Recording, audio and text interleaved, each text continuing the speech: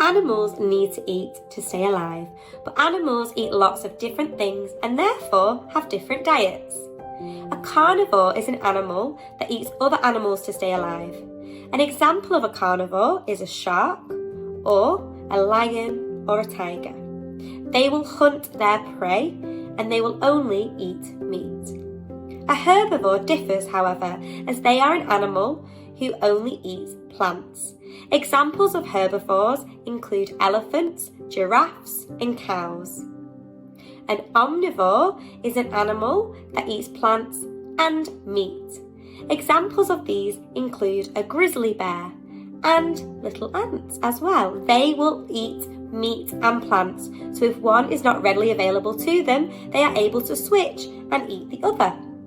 We, as humans, are omnivores. Have a think about your diet and the last thing that you've eaten. I can guarantee you will have eaten a mixture of plants and meat.